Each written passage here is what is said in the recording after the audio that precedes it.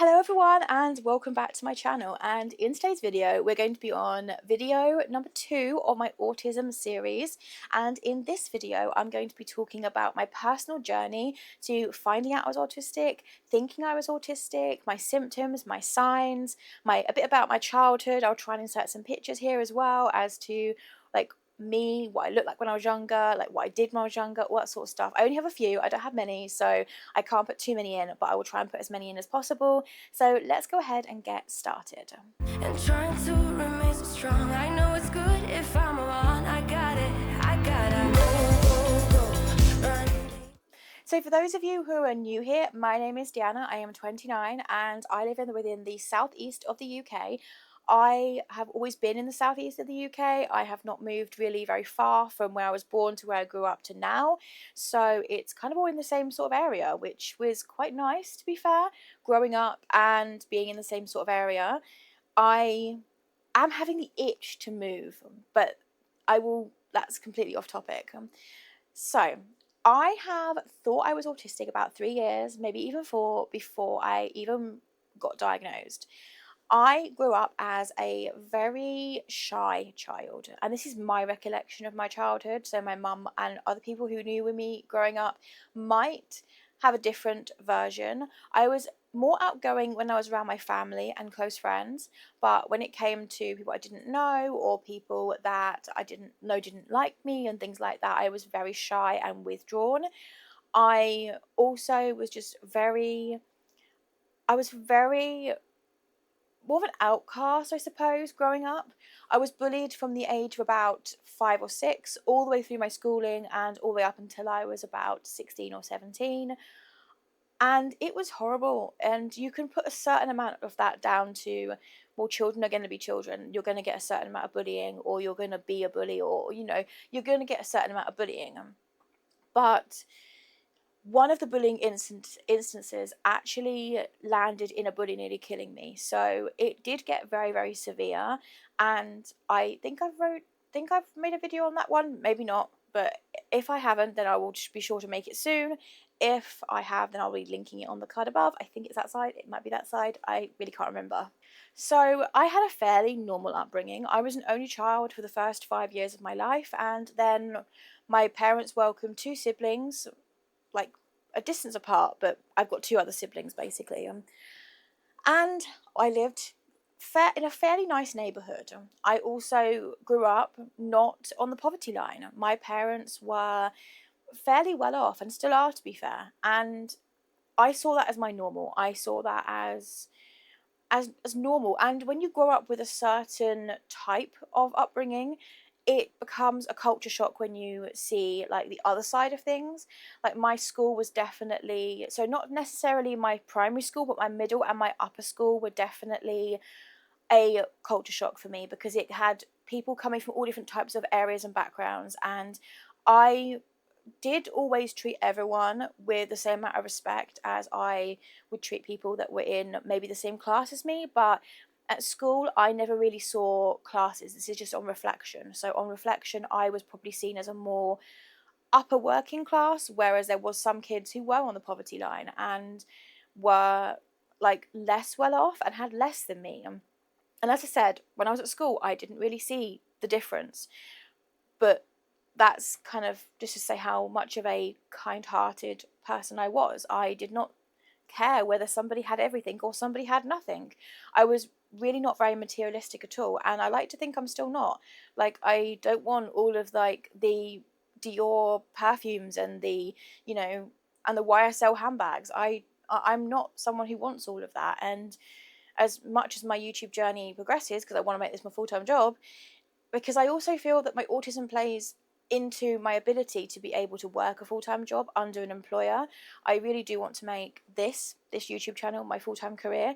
So while I'm saying that, please don't forget to hit that subscribe button if you're liking this sort of autism content. I make autism, mental health, lifestyle vlogs, hauls. I do pretty much a bit of everything, so there is guaranteed to be something here for you. And if you've ever got any video suggestions, then please leave them in the description box. Not the description box, the comment section. I do the description box, you do the comment section. I always get that mixed up. I don't know what it is. I always say description box, and This series, I'm trying to leave it unedited, so this is something I would usually cut out, but I'm going to leave this in so you can see that I do stumble over things and I do make mistakes, but that is something I'd usually cut out and I'd usually correct myself, but I'm going to leave it in because I'm not going to edit it. I'm not going to edit it as much as I would like to. So as I said, growing up, I didn't have many friends and I was bullied a lot. And I do get into some of those story times on my channel, so I will leave a playlist of a storytime playlist on one of the sides wherever the card comes up, and if you would like to see it, then I will leave also some links in the description box. Got it right this time. I will leave some of the links in the description boxes for the actual story times that relate to like my schooling, because there was some story times that are on there that are leading to something I'm going to talk about in literally a couple of minutes. So then when I turned 17, I met this guy. And you're thinking, oh, boyfriend. No. This guy was a 68-year-old man and he went on to sexually assault me. I was looking back on it, I was a very naive 17-year-old. I'd never had sex. I didn't really have a concept of safe interactions with men. I was always pretty much just told, like, you're a pretty girl, don't let someone take advantage of you, and that was pretty much all that I was ever told.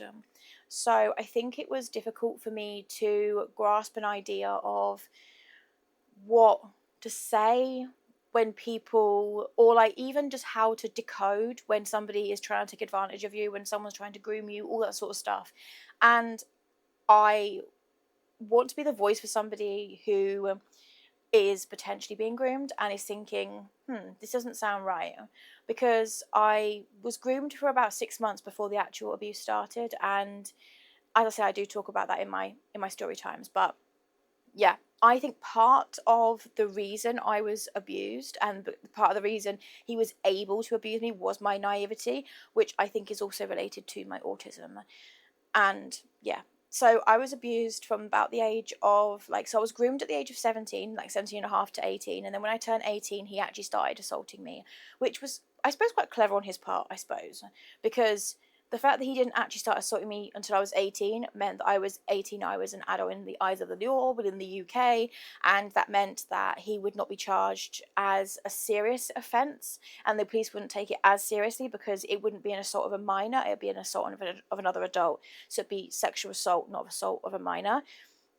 So I suppose in his eyes that was probably more of a clever move, but it still hurt just as much because the difference between 17 and 18 in someone's mind isn't really that much. Personally, I think that the whole definition of being an adult needs to be changed. I think there should be 3 sections of like just growing up and just knowing that the difference of me on, like, my birthday's the 18th of August, right? So the difference of me being a 17-year-old on the 17th of August and then me being an 18-year-old on the 18th of August, there's only literally like 24 hours difference. Like, nothing's going to happen magically overnight.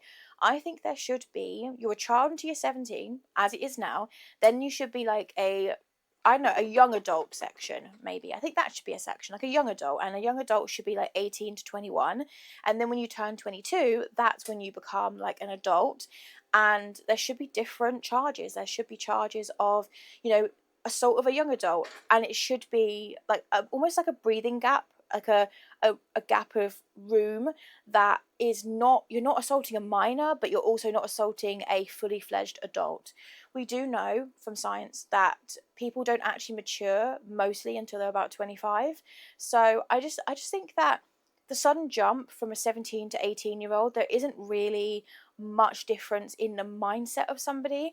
So I really just think that, this allowed my abuser to abuse me, sort of thing. And I think that because I was more naive, because I was autistic and undiagnosed at the time and didn't even really consider that I was autistic at 18, this is before I'd met my best friend, and I was just very naive.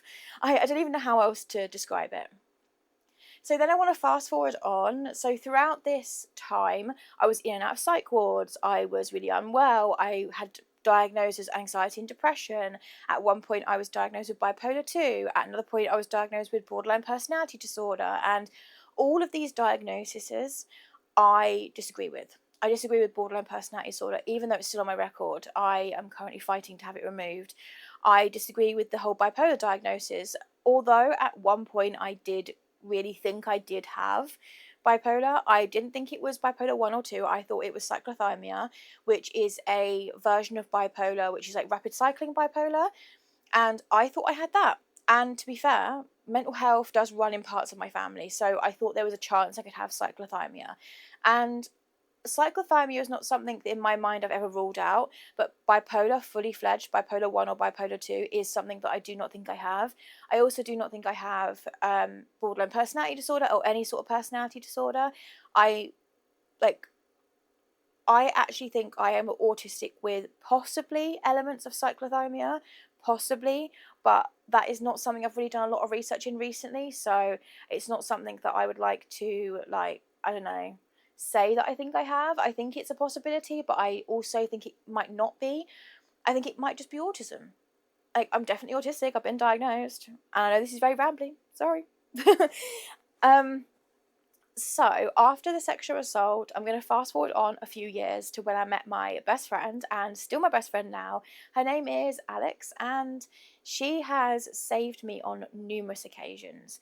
We have literally, with every time that we've either saved each other, like she saved me or I've saved her, we've become closer with every single one. And I don't know what I'd do without you, Alex. So if you're watching this, which I hope you are, then shout out to my best friend, Alex. I would not be here without you. And I honestly feel like you made me feel accepted.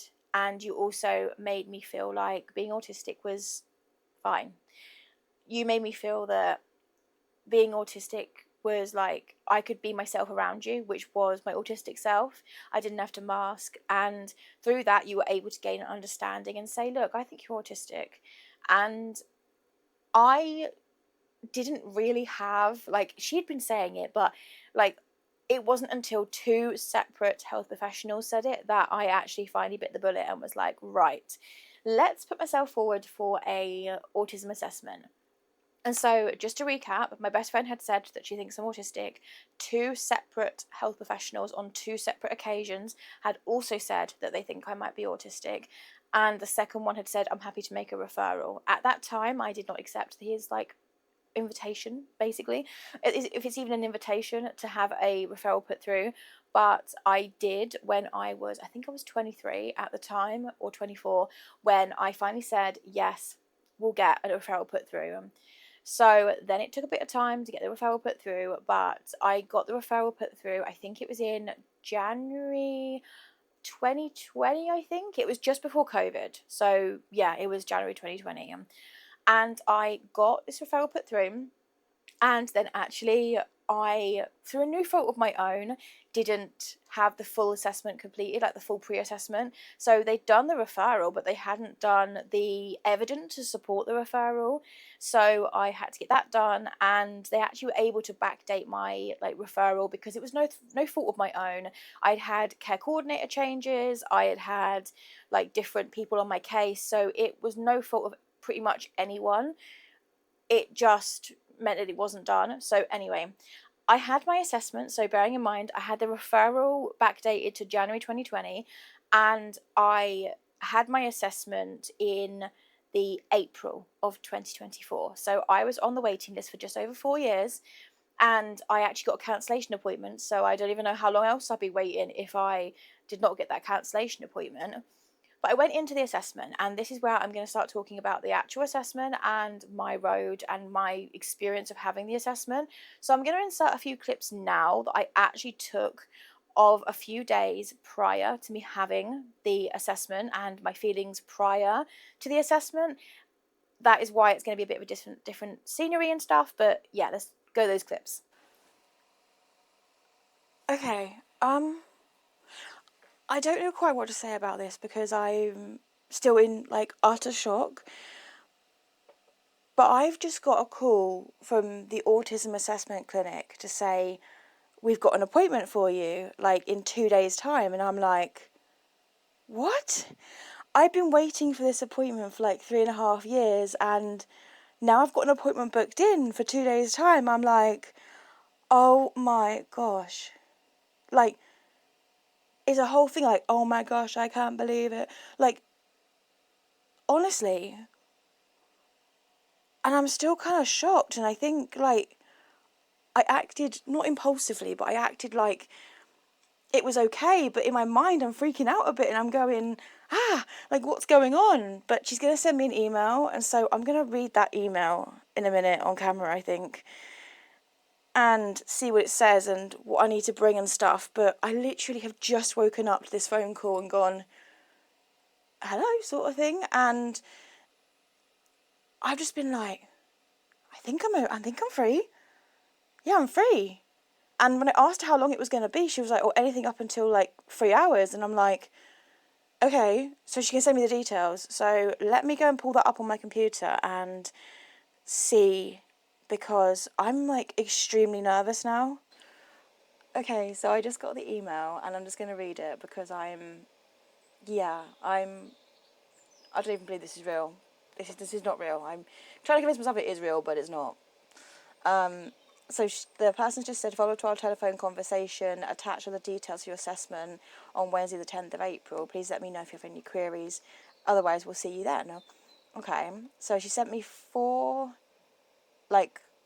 attachments. There's the Neuro ASD one, which says, response required, please. It says, following referral to the Adult Autism Assessment Clinic, an assessment appointment has been arranged for, and it tells me the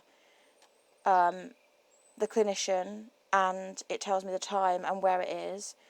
It says, if possible, could you please bring a family member with you to the appointment or somebody who has known you for a long time without some information about your early history or presenting concerns? It may not be possible to complete your assessment. Okay, so I don't have anyone that can come with me to the assessment. We enclose a leaflet containing helpful information regarding your appointment, a map for your reference, a form for you to complete and hand into reception when you arrive to your appointment. Yours sincerely, Adult Autism Team. Right, so that's fine. What have they done? I don't know why I've downloaded that.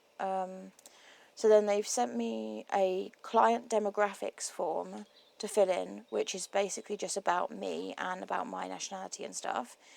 Then there's a map to show where to go, which I'm pretty sure I not knew where it was, but I kind of knew where it was because it's not too far from my house. And then it says about who they are.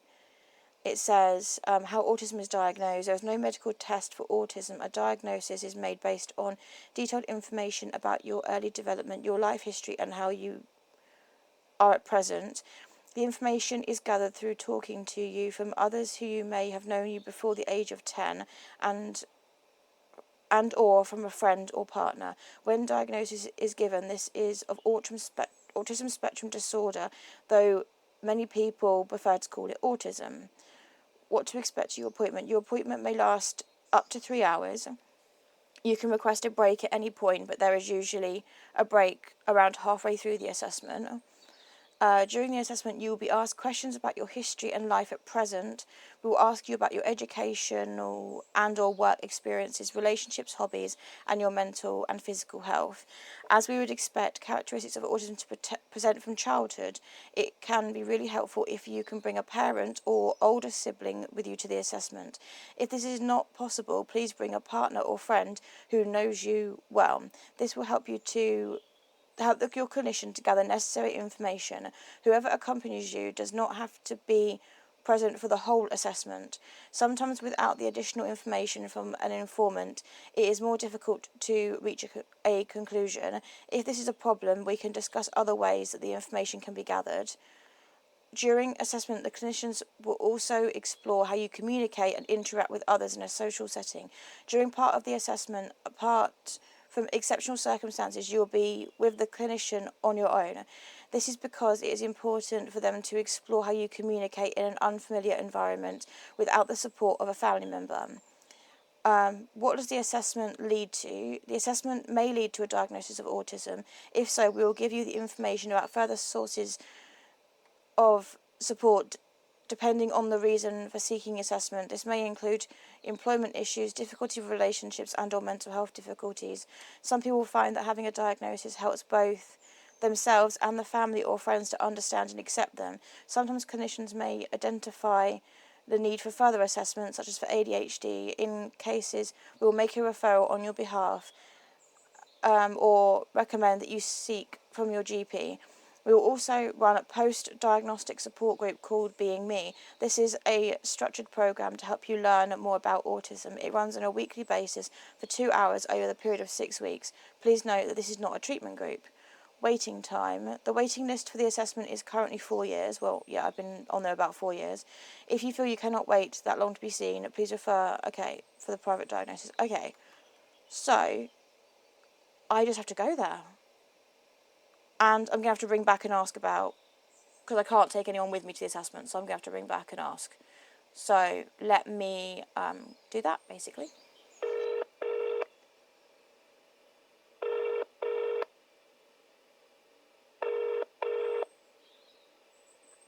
Good morning. I've just been given an assessment for an autism diagnosis or potential autism diagnosis.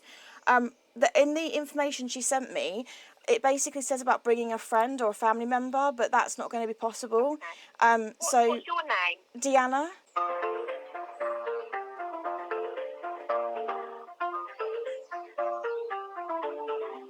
Hello. Hi, I just read your email and all the information that was on it. It says about bringing a friend or family member or someone like that. I'm not going to be able to because my best friend who knows me the best, she lives like 2.5 hours away. So I was wondering if there's anything that she can fill out prior to the appointment that I can give to her to do, because it says there might be an alternative way of getting the information they need. Absolutely. They can probably speak to her on a separate occasion, either by phone or online, whatever's convenient for her. Okay. There might also be another questionnaire that I'm wondering whether it might be appropriate to send her. I can send her anything. Honestly, like she's very supportive of me to do this. Oh, okay. Shall I just send you an email with what she says? Yeah, please. And if there's a questionnaire, I'll send it to you, which perhaps you could forward on to your friend. Yeah. Basically, she's like best friend, seems like a sister kind of thing. We've known each other for ages, so she's the best person to ask. Okay, that's fine then. I'll see what needs to happen. If nothing needs to happen, then I won't worry. Just come to the appointment. Okay. And Anne will talk to you about it. Can you let me know either way? Otherwise, I'm not gonna have closure. So either not text me. Either email me to say like no action needed, or email me to say whatever needs. Otherwise, I won't be able to in my brain I won't know what's going on. Absolutely fine. That's not a problem. Okay. All right. Thank you. Bye. Okay then. Bye. Bye. Okay, so as you just heard, I was on the phone to the person who does all the appointments and stuff. She's going to contact my assessor and see if anything needs to be done by my best friend, because she's like the person who knows me the best and knows all my little quirks and all my little reasons for going for the assessment pretty much. So, yeah, I'll let you know when and if I get an email back, but as I said, it might not be until tomorrow or something, but that's fine. And I will pre-warn my best friend and be like, you might need to fill this out ASAP and get it back ASAP, because the appointment's at 9:30 on Wednesday.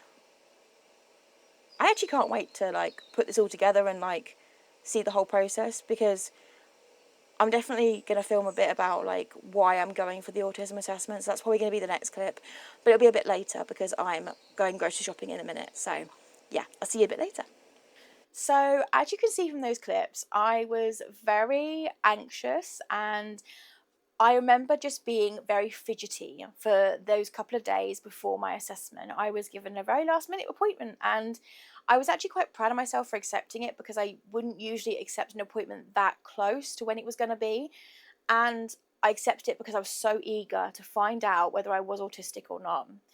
I went to the assessment and I was welcomed in by 2 female assessors. One was somebody who specialised in speech and language, I think it was, and somebody was one who specialised in neurodivergent disorders, so that's like autism, ADHD, that sort of thing. They introduced themselves, and we started off with a brief background. Well, actually, not brief. It was very, very in depth, actually. Background of my history, of all of my feelings towards different people in my family. They asked me to describe different people with 3 words. So they said, "Oh, tell me about your mum. Describe her in 3 words. Tell me about your dad. Describe him in 3 words. Your brothers." And they did that all for different people in my family. And they asked me to describe it for my mum, dad, my 2 brothers, and I think my best friend. I think they asked me to do like descriptions of them, but in 3 words.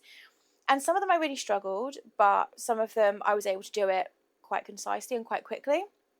So after they'd done that, they asked me to give them a full detailed history of everything in my entire life that had happened. They asked me some questions throughout the time, and they asked me to kind of like get a cohesive story, and that is actually in my write up. It's about a side and a half of A4, which is like, it starts off with like the reason for referral, and then it goes into like my history, and then it goes into the assessment. So we will talk about that in the next video, but I'm just going to briefly go through my feelings towards it. So a few of the activities that I was given to do within my assessment, one of which I'd heard about, which was the book that only had pictures in it. And I didn't know what the book was about, but I knew there was a book, and there was a few books they could choose to use that had only pictures, no words, and you'd be asked to describe what you thought was happening in that picture. And I believe that the reason they do this is because they want you to try and see if you can identify like facial expressions, if you can identify like a logical like story, I think. I don't know exactly how that fits into the criteria though. Someone in the comments can probably let me know, but that's one of the things I was got to do. Another one of the activities that I was asked to do was they gave me 3 random objects. And when I say random, I think one was like a toy car, one was like a paperclip, and another was like a piece of blue tack. I think it was something like that. And they got me to like basically try and tell a story with 3 objects. This task was so insanely difficult. Even though there were 6 items in the bag, she did it first with her 3 items, and I had to then do it with the other 3 items. I struggled so hard, being given 3 objects that did not seem to link together in any way, shape, or form. I think I had the blue tack, definitely. I can't remember what else I had. So I rolled the blue tack into like a ball and said that's a football. But that was it. I couldn't link the other 2 items to this item, and I don't know whether that gives me a yes to the thing. I haven't read my actual report in quite some time. Like, I'm recording this in August, and as I said, I had my assessment in April, so I read it when I first got it, but I haven't actually sat down and really looked into all of the criteria and where they found the symptoms and what sort of stuff. So we're going to be doing that together in my next video. So as I said, we had these activities. There was a few other activities, but I can't remember fully what the other ones were. So there was like 4 different activities, I think. There was the book, there was the 3 random objects. Oh, there was a picture like where they had like an outline of a black outline on a white card, high contrast card, and you had these blocks that you then had to place on this card in a certain way. I think there was 8 blocks. She gave me 6, and she asked me to like basically place them in a way that I'd want to place them, and that if I wanted the other blocks, she would give me the other blocks, but I didn't have to have them. So I placed it, and in the end I didn't ask for the other 2 blocks, but yeah, so I had all of that. After these activities, we went for a little short 15-minute break. They conferred between the 2 of them, and what I did find really, really good was at the start of the assessment, they did say to me, like, these are the potential outcomes of today. And one of them was, we give you the diagnosis. The other one was, we need to get back to you. I'm going to go and, like, take it forward. The other one was, like, I'll say to you, like, I'm not sure, and we'll go and take it to MDT, like, where they talk about it in a big group of professionals, and then I'll be given the diagnosis or not. And the other option was that I would not be given the diagnosis of autism. So there was like 3 main options of what would happen. So as I said, we went for this 15-minute break. I went out, I had a bit of fresh air, I had a little bit of a drink, and then I went back and sat in the waiting room. They came and got me about 15 to 20 minutes later, and they sat me in a room, and they did a little few more questions. And then at the end of the thing, they kind of looked at one another, and then they said, so I don't think our decision has changed from when we had the break. And both of them like said, my decision hasn't changed, my decision hasn't changed. So the main person who was leading the assessment said to me, Deanna, following your assessment today, we would like to give you the diagnosis of autism. which means that you are classed as disabled under the, I think it's called the Disabilities Act of whatever year she said. But she said, like, you've got autism, you've got autism spectrum disorder, and you were classed as disabled under this particular act.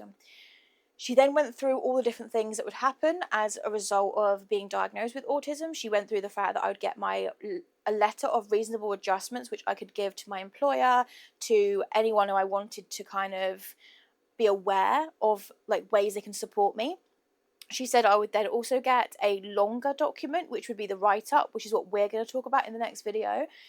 And then she also said that I will be put into a 6 to 8 week group session where we go and we talk to fellow autistics that have recently been diagnosed and how they are coping with the diagnosis, and most of which are going to be late diagnosed autistics. So it'll be nice to kind of go and do that. They said they think it's going to start in September, so I will get notification as to when they think those groups are going to start. But yeah, it's going to be for like one afternoon a week for 6 to 8 weeks, where we can literally just talk about coming to terms with the diagnosis. So I am quite excited to start that. I'm not going to lie, to meet some fellow autistics in my area as well, because I don't know any fellow autistics in my area. I would like to get to know some. I would. I think it'd be really cool. So that is it for the end of today's video. In the next video, which is going to be posted in exactly a week's time, I'll be talking about my diagnostic criteria that I met, how they assessed it, whether it was like strong evidence, moderate evidence, mild evidence, all that sort of stuff. And I'll be talking about just like, I don't know, how the assessment was, like the report was put together. I will leave some bits out, obviously, because of privacy reasons, but I'll be giving you as much as I can. So I shall see you in my next video. But as I say at the end of every one of my videos, I believe in you, even if nobody else does. And I shall see you in my next one. Bye. Just like you're young again, no, don't you cry. Just get back up again.